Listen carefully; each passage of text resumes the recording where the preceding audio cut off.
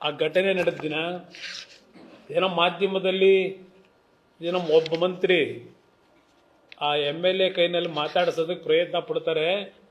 ಫೋನ್ನೇ receive ಮಾಡಲಿಲ್ಲ, ಗರಂ ಆದರು, phone ಬಿಸಾಕಿದ್ರು. ನೀವೇ ಟಿವಿಗಳಲ್ಲಿ ತೋರಿಸ್ಕೊಂಡಿದ್ದೀರಿ. ಮುಖ್ಯಮಂತ್ರಿಗಳೇ, ನೀವು ಹೇಳಿರೋದು ಗಾಳಿಯಲ್ಲಿ ಗುಂಡು ಹಾರಿಸಿದಾಗ ಎಡವಟ್ಟು.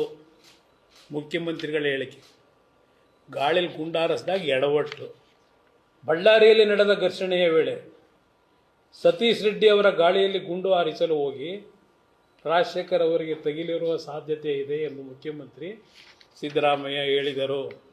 Mister home minister, yesterday you told that you will going to announce CID enquiry. What kind of enquiry you will going to conduct as a home minister?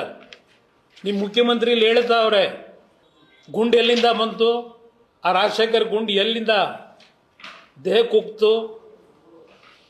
ಇದನ್ನು ನಾವು ಹೇಳ್ತಿಲ್ಲ, ಮಾಧ್ಯಮಗಳು ಹೇಳ್ತಿಲ್ಲ, ಈ ರಾಜ್ಯದ ಮುಖ್ಯಮಂತ್ರಿ ಹೇಳ್ತಾ ಇದ್ದಾರೆ. ಸತೀಶ್ ರೆಡ್ಡಿ ಅರೆಸ್ಟ್ ಮಾಡಿದ್ರೆ ಅವರಿಗೆ ರಾಜಾತೀತ್ಯ ಕೊಟ್ಟಿರಲಿಲ್ಲ, ಆಸ್ಪತ್ರೆಗೆ ಕರ್ಕೊಂಬಂದು ಇಟ್ಕೊಂಡವ್ರಂತೆ.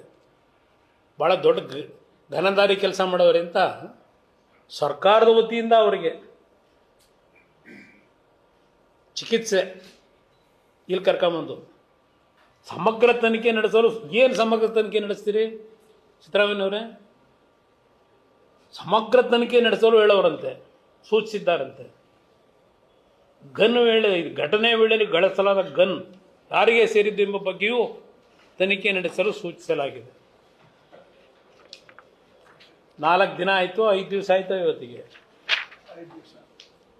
ಕ್ಷುಲ್ಲಕ ಕಾರಣಕ್ಕೆ ಗಲಾಟೆ. ಇದು ಮುಖ್ಯಮಂತ್ರಿಗಳ ಹೇಳಿಕೆ. ಇನ್ನು ಮುಖ್ಯಮಂತ್ರಿಗೆ ಹೋಮ್ ಮಿನಿಸ್ಟ್ರಿಗೆ ಕೇಳಲಿಕ್ಕೆ ಬಯಸ್ತೀನಿ. ಇಲ್ಲಿ ನಮ್ಮ ಗ್ರೇಟ್ ಡೆಪ್ಯೂಟಿ ಚೀಫ್ ಮಿನಿಸ್ಟರ್ ಇವರು ಪ್ರಧಾನಮಂತ್ರಿಗೂ ಎದುರಲ್ಲ, ಕೇಂದ್ರದ ಗೃಹ ಸಚಿವರಿಗೂ ಎದುರಲ್ಲ. ಇವರ ಹೇಳಿಕೆ, ಭರತ್ ರೆಡ್ಡಿ ಬೆನ್ನಿಗೆ ನಿಲ್ತೀವಿ ಎಂದು DCM DKC. ಇನ್ಯಾವ ತನಿಖೆ ನಡೆಸ್ತೀರಪ್ಪ ನೀವು? ಡೆಪ್ಯೂಟಿ CM ಹೇಳಿಕೆ ಇದು. ಇಲ್ಲಿ ಹೇಳ್ತಾರೆ, ಭರತ್ ರೆಡ್ಡಿ ಬಳ್ಳಾರಿಯ ಪರಿಸ್ಥಿತಿ ಶಾಂತ ಮಾಡುವ ಪ್ರಯತ್ನ ಮಾಡಿದ್ದು, ಕಾಂಗ್ರೆಸ್ ಪಕ್ಷ ಅವರ ಬೆನ್ನಿಗಿರಲಿದೆ, ಮತ್ತೊಮ್ಮೆ ಬಳ್ಳಾರಿ ರಿಪಬ್ಲಿಕ್ ಆಗಲು ಬಿಡುವುದಿಲ್ಲ. ಅದಾದ ಮೇಲೆ ಹೇಳ್ತಾರೆ, ಜನಾರ್ದನ್ ರೆಡ್ಡಿ ಬಳ್ಳಾರಿ ಕಾಲಿಡುವವರೆಗೂ ಒಂದೇ ಒಂದು ಗಲಾಟೆ ಇರಲಿಲ್ಲ, ಸಣ್ಣ ಅಹಿತಕರ ಘಟನೆ FIRಗಳು ಇರಲಿಲ್ಲ, ಅವರು ಬಂದ ಮೇಲೆ ಗಲಭೆಯಾಗಿದೆ. ಮಿಸ್ಟರ್ ಡೆಪ್ಯೂಟಿ ಚೀಫ್ ಮಿನಿಸ್ಟರ್, ನಿಮ್ಮನ್ನು ಕೇಳಲಿಕ್ಕೆ ಬಯಸ್ತೀನಿ. ಜನಾರ್ದನ್ ರೆಡ್ಡಿಗೆ ಸುಪ್ರೀಂ ಕೋರ್ಟು ಬಳ್ಳಾರಿಗೆ ಹೋಗಲಿಕ್ಕೆ ಅನುಮತಿ ಕೊಟ್ಟಿದ್ದು ಎಂದು? ಆಲ್ಮೋಸ್ಟ್ ಆಲ್ 1.5 ವರ್ಷ ಆಗಿರಬೇಕೀಗ ಅನುಮತಿ ಕೊಟ್ಟಿರ್ತಕ್ಕಂಥದ್ದು ಬಳ್ಳಾರಿಗೆ ಜನಾರ್ದನ್ ರೆಡ್ಡಿ ಹೋಗಲಿಕ್ಕೆ. ಈ ಕಳೆದ 1.5 ವರ್ಷದಲ್ಲಿ ಜನಾರ್ದನ್ ರೆಡ್ಡಿಗೆ ಕೋರ್ಟು ಆದೇಶ ಕೊಟ್ಟ ಮೇಲೆ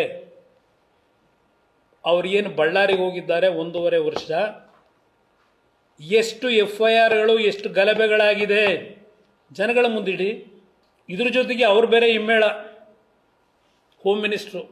ಜನಾರ್ದನ್ ರೆಡ್ಡಿ ಬಳ್ಳಾರಿಗೆ ಬಂದ ಮೇಲೆ ಕಾಕ್ತಾಳೀಯ ಈ ಗಲಭೆ.